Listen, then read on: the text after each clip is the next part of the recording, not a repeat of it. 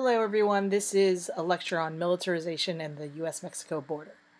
I am going to use this as a foundation to start talking about immigrant rights and then tie it together to some of the issues, particularly that pertain to U.S.-born minorities and specifically African Americans, to talk about some of the struggles in building a union movement and an immigrant rights movement.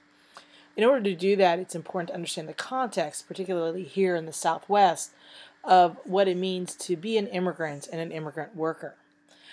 Too often our ideas are informed specifically just by media images of what it means to be undocumented or illegal. I use this cartoon here to sort of demonstrate the sort of central contradiction that faces us in the United States. That on the one hand, we build up this wall and we say, do not enter, stop coming, go back to where you came from, right? But at the same time, as we're building these walls to keep people out, we are also advertising things like help wanted, jobs, jobs, jobs. It's almost minimum wage. I think that's key, is that on the one hand, the U.S. economy depends on immigrant workers while simultaneously telling them to go away. All you have to do is look at, for example, what you ate tonight. Almost everything on your kitchen table or what you consumed in the cafeteria were grown in the fields, picked by immigrant workers, and more than likely were picked by those who were undocumented. When you look at the clothes that you're wearing, 90% of all the clothes, even if it says made in Malaysia, etc., are made here, are finally stitched together here in Los Angeles, in the garment district, just up the street here from Cal State. And so, on the one hand, we want everything for cheaper. We want nice but cheap. But at the same time, we don't necessarily think about the type of labor that goes into creating what we need.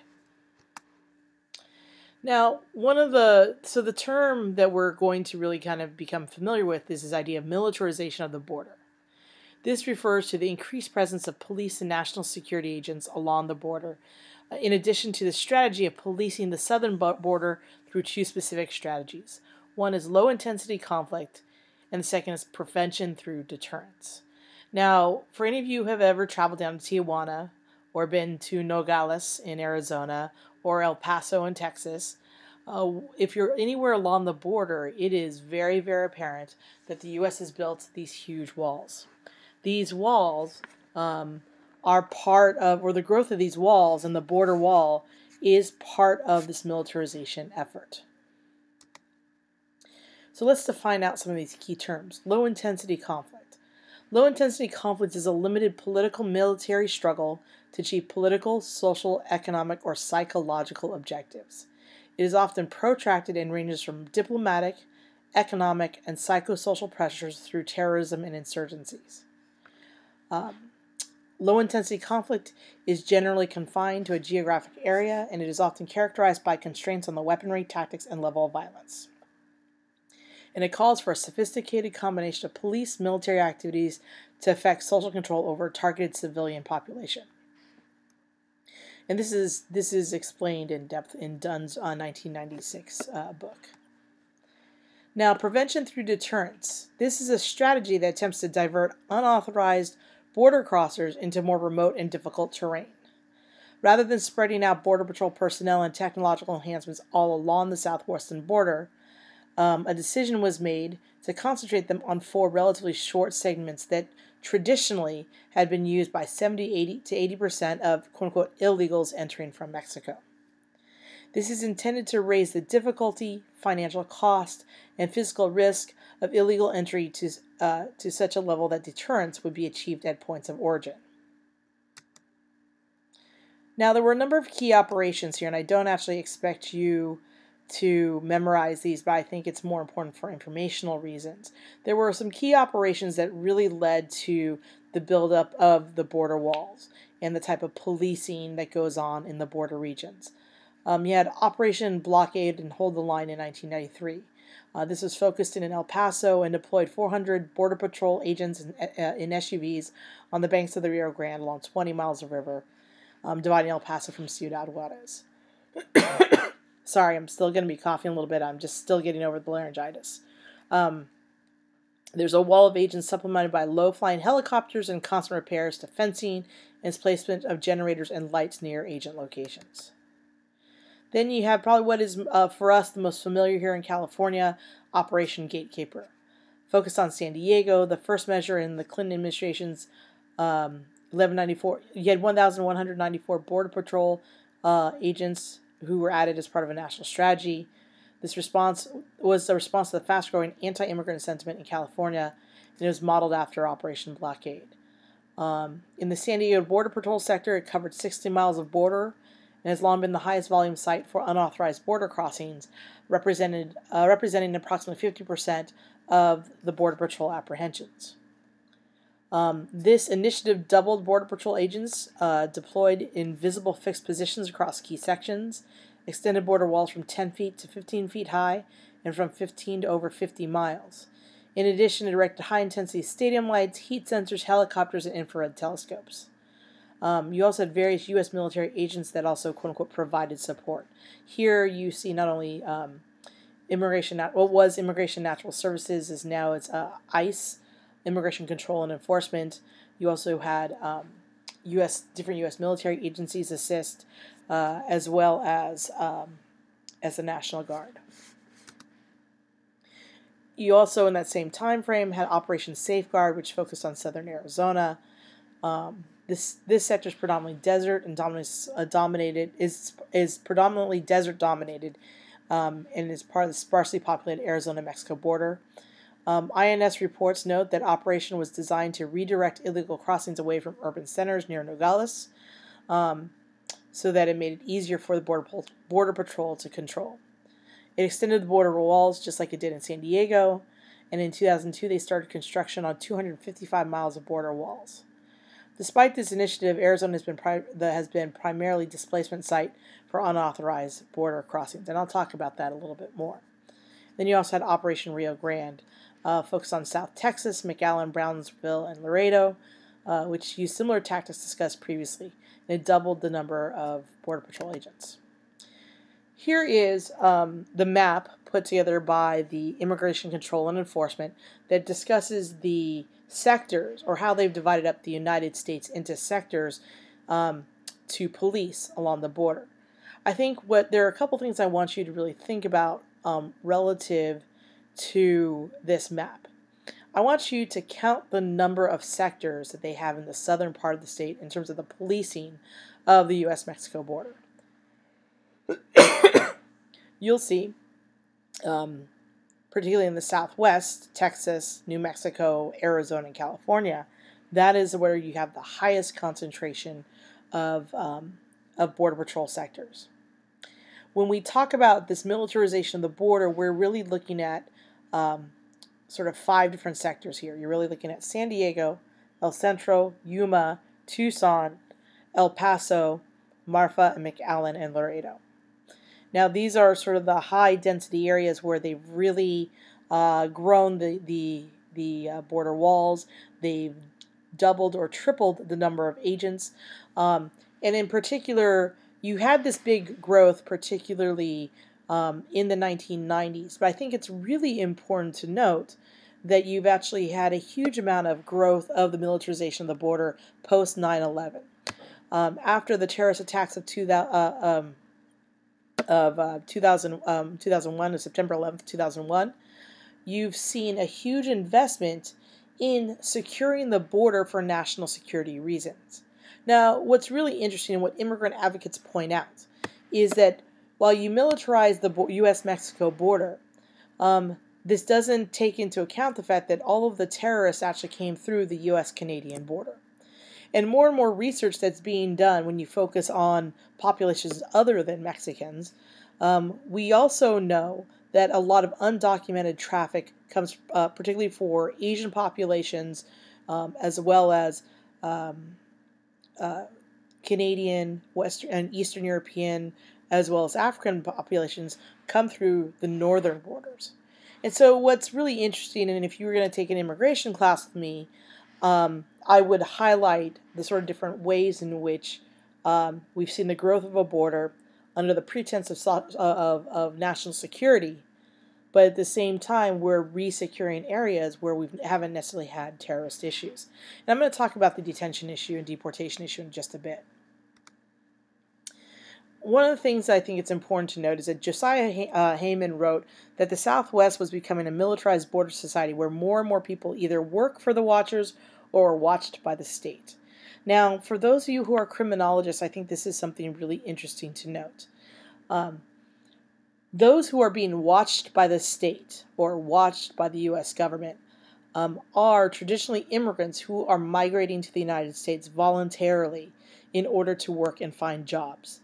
Many of them have been displaced from their own national economies because of free trade. In particular, in Mexico, we've seen the entire corn or maize industry was completely gutted because of the North American Free Trade Agreement, which allowed free trade, but really privileged U.S. businesses. And it drove farmers out of business, with a lot of those workers moving into Mexican cities, unable to find jobs, and then eventually migrating north into the United States.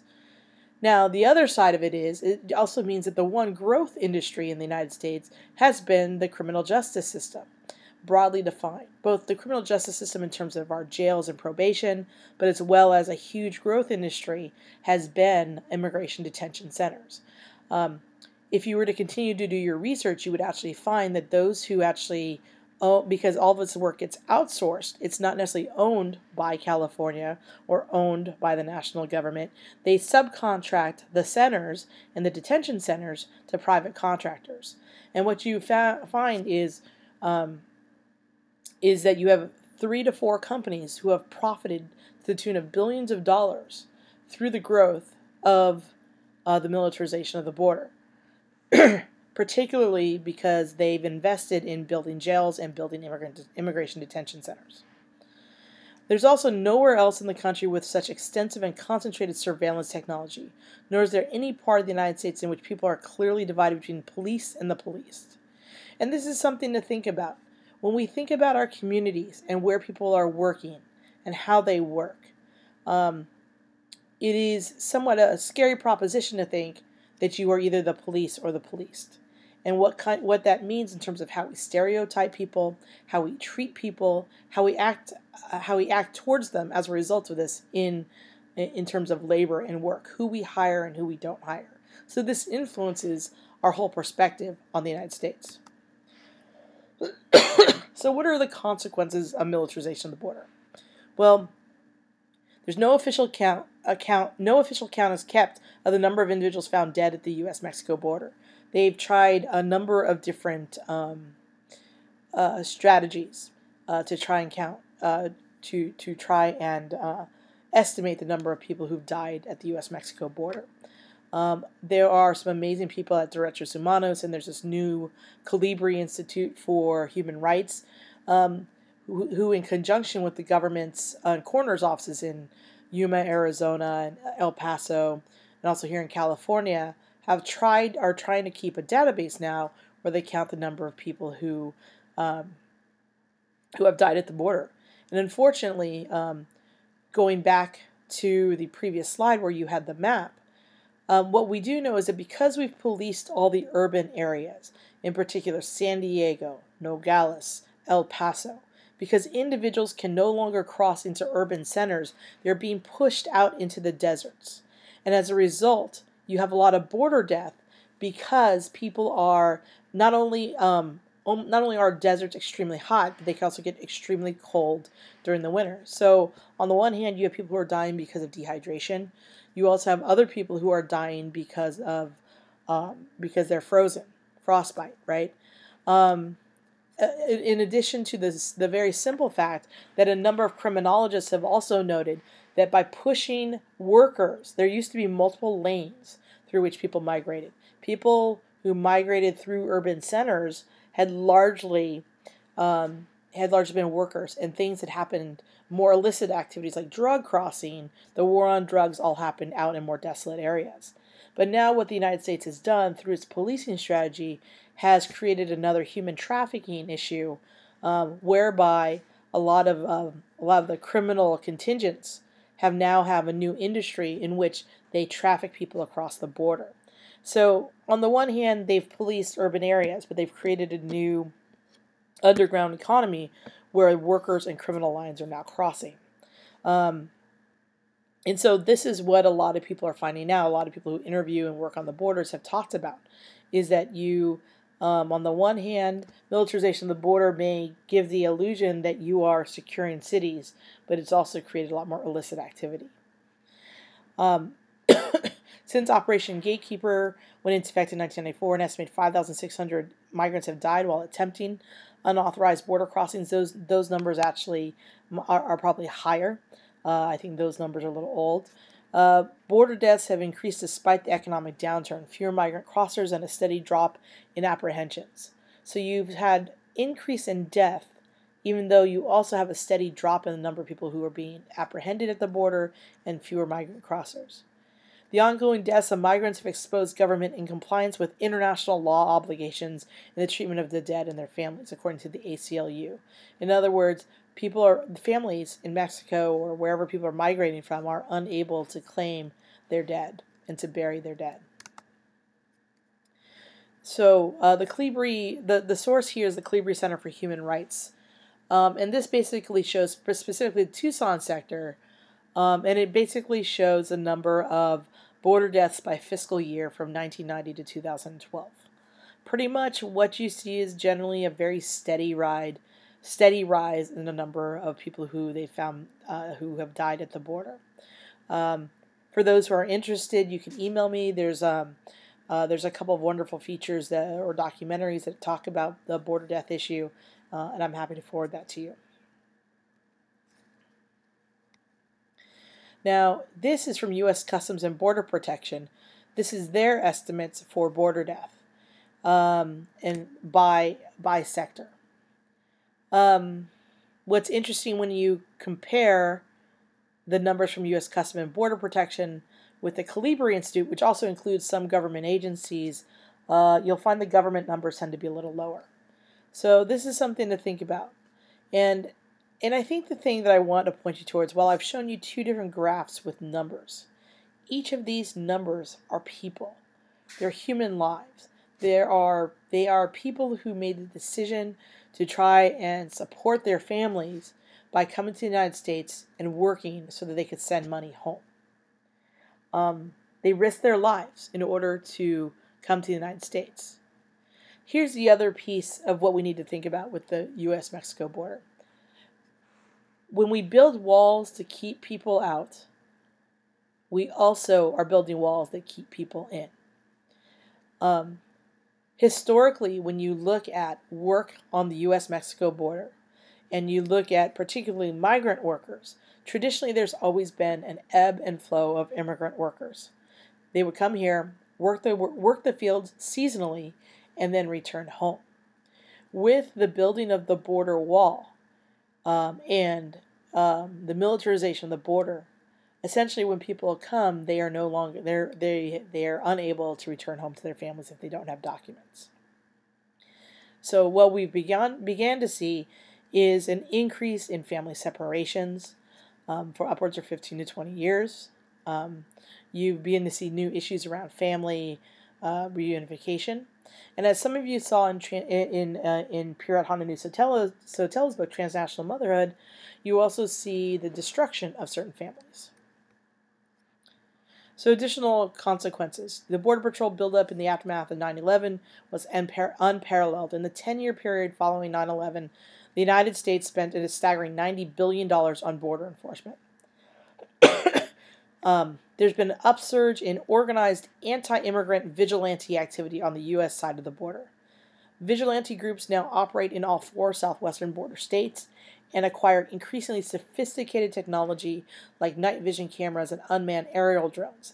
They make extra-official apprehensions and turn their captains over to the Border Patrol, if we're lucky, because also what we've seen is an increase in the number of vigilante murders.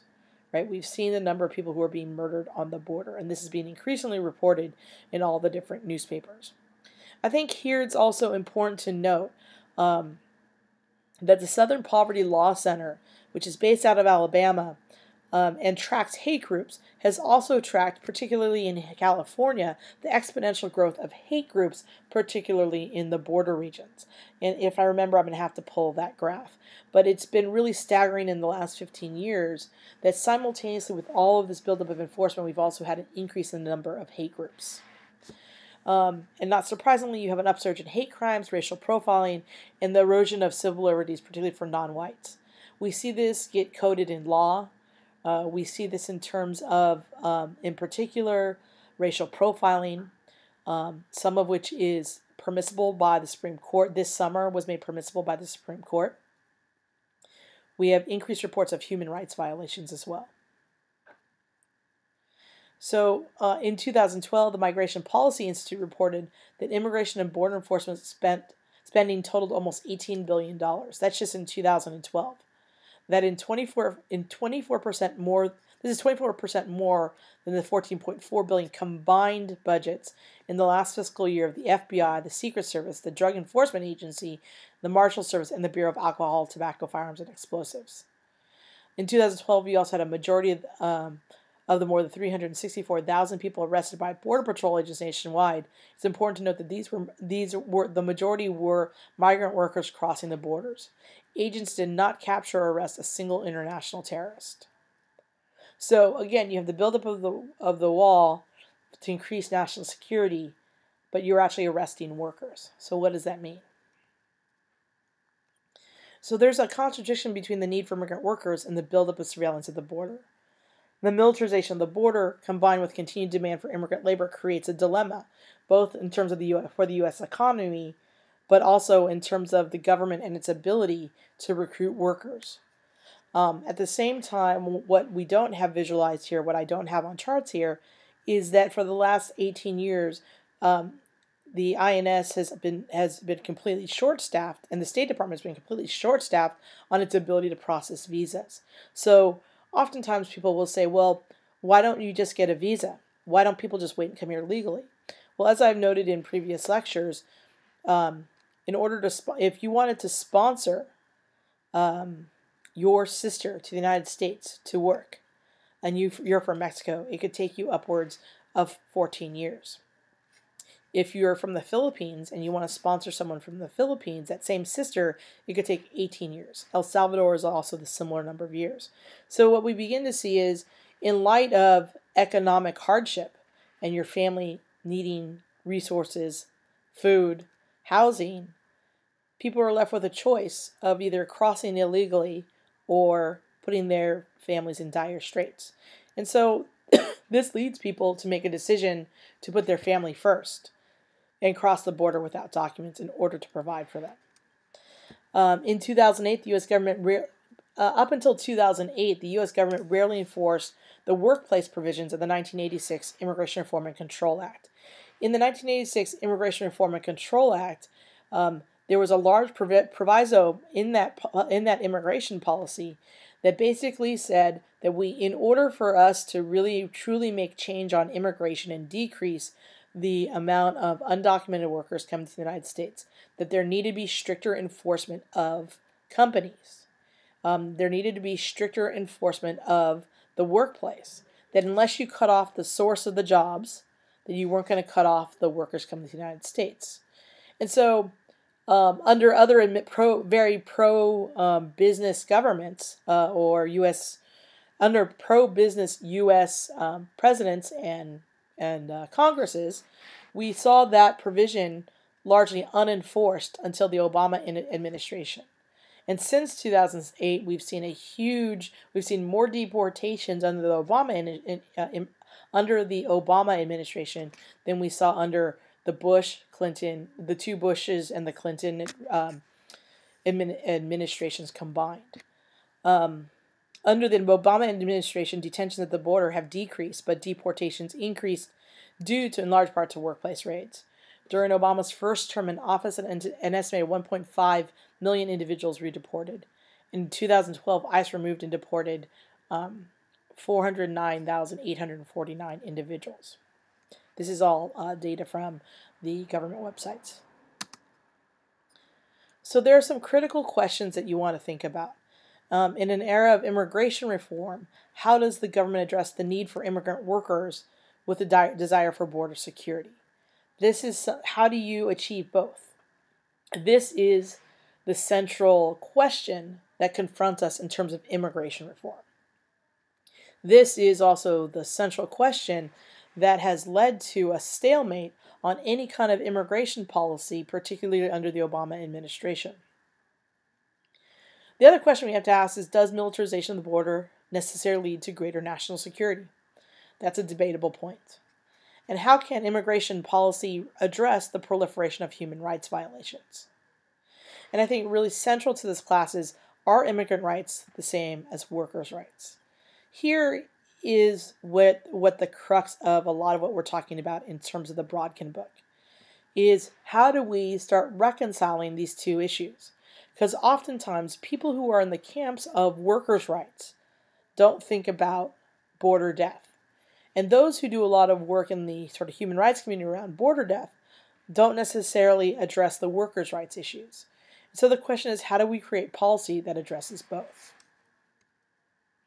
So part of what the reason I put these different companies up here, sorry, it's not really organized here, is that each of these major companies in the last 10 years has had a major immigration raid take place, and they've been found in violation of immigration laws. Tyson Chicken was found guilty of actually recruiting undocumented immigrants to come and work in their factories, in their meat plants.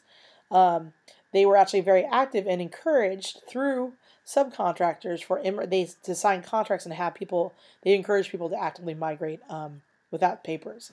7-Eleven was found guilty of hiring undocumented workers both in terms of working in their factories, but also in terms of their trucking industries. And you've seen similar violations both with Monsanto and Walmart as well. So you have these huge corporations that have tried to circumvent immigration laws.